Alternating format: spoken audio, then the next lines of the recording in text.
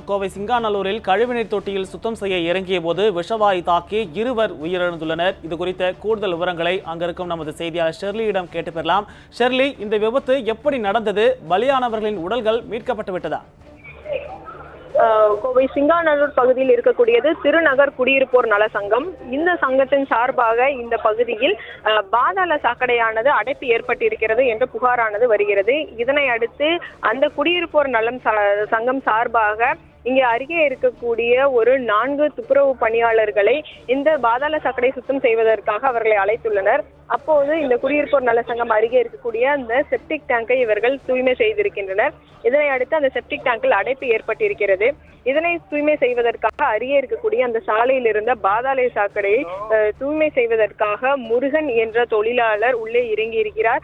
அப்போது அவர் விஷவாயு தாக்கி உள்ளே விழுந்து இறந்திருக்கிறார். அவரை காப்பதற்காக சென்ற அவரது சகோதரரான மற்றொரு தொழிலாளி பாண்டி என்பவரும் அவரும் விஷவாயு தாக்கி மயக்கம் அடைந்து உள்ளே விழுந்தார். இதனை அடுத்து அந்த பகுதி மக்கள் காவல்துறையினருக்கு தகவல் கொடுத்ததை அடுத்து சம்பவ இடத்திற்கு வந்த காவல்துறையினர் மற்றும் தீயணைப்பு துறையினர் 20 உடலையும் மீட்டுள்ளனர். தற்போது 20 உடலும் மீட்கப்பட்ட நிலையில் உள்ளது.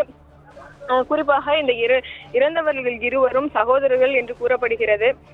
இந்த குறிப்பாக எந்த ஒரு பாதுகாப்பு உபகரணங்களும் இல்லாமல் இவர்கள் இந்த பாதாள சாக்கடையும் மற்றும் அங்கே இருக்கக்கூடிய அந்த கழிவுநீர் தொட்டியும் சுத்தம் செய்ததே இந்த விபத்துக்கு காரணம் என முதற்கட்ட விசாரணையில் தெரிய வந்திருக்குது. மகேஷ், மொத்தம் எத்தனை பேர் இந்த பாதாள சாக்கடை சுத்தம் செய்யும் பணியில் ஈடுபட்டார்கள்? 2 பேரும் சகோதரர்கள் என சொல்லப்படுகிறது. அவர்கள் குறித்த விவரங்கள் இருக்கிறதா? மற்றும் 3 பேர் இதை சுத்தம் செய்யும் சம்பவத்தில் ஈடுபட்டிருக்காங்க. குறிப்பா பார்த்தோம்னா அவர்கள் இந்த குடியிருப்பு சங்கத்துக்கு அருகே இருக்கக்கூடிய அந்த கழிவுநீர் தொட்டியை சுத்தம் செய்வதற்காக முதலில் ஈடுபட்டுள்ளனர். அப்போது அதில் அடைப்பு இருக்கிறது. அந்த அடைப்பை சரி செய்வதற்காக அருகே இருக்கக்கூடிய சாலையிலிருந்து அந்த பாதாள சாக்கடையை திறந்து அவர்கள் பார்த்துள்ளனர். அப்போது இந்த அடைப்பு திடீரென்று நீங்கப்பட்டு அந்த விஷவாயு தாக்கி முதலாக முருகன் என்பவர் அந்த பாதாள சாக்கடையின் உள்ளே விழுந்து உயிரிழந்தார். அவரை காப்பாற்ற சென்று அவரது சகோதரரும் அதே குழியில் விழுந்து இறந்திருக்கிறார். குறிப்பா சொல்ல போனா முருகன், பாண்டி ஆகிய இருவருமே சகோதரர்கள். அது மட்டும் இல்லாமல் பாண்டிக்கு தற்போதுதான் திருமணமாகி மனைவி கர்ப்பமாக உள்ள நிலையில் இவர் உயிரிழந்ததாக கூறப்படுகிறது. இந்த பகுதியில் அண்ணன் தம்பி இருவருமே ஒரே நேரத்தில் பாதாள சாக்கடை சுத்தம் செய்த போது உயிரிழப்பு ஏற்பட்டிருக்க சம்பவம் இந்த பகுதியில் சோகத்தை ஏற்படுத்தியிருக்கிறது. மகேஷ், ஷெர்லி, இவர்கள் இருவரும் பாதுகாப்பு உபகரணங்கள் எதுவும் இல்லாமல் அந்த பணியில் ஈடுபட்டிருக்கிறார்கள். அந்த பணியை சுத்தம் செய்ய யார் அவர்களை நியமித்தது? விவரம் இருக்கிறதா?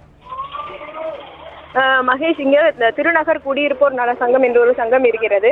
அந்த சங்கம் சார்பாக இங்க இருக்கக்கூடிய அந்த குடியிருப்போர் நல சங்கம் சார்பாக தனியாரான இவர்கள் 4 பேரும் கோவை உப்பிலிப்பாளையம் பகுதியில் சிஎம்சி காலனி பகுதியைச் சேர்ந்த மக்கள் இவர்களை இந்த சுத்தம் செய்யும் பணிக்காக இந்த குடியிருப்போர் நல சங்கம் சார்பாக பணியமர்த்தப்பட்டுள்ளனர். அவர்கள் இந்த பணியை செய்யும் போதுதான் இந்த விபத்தானது ஏற்பட்டிருக்கிறது.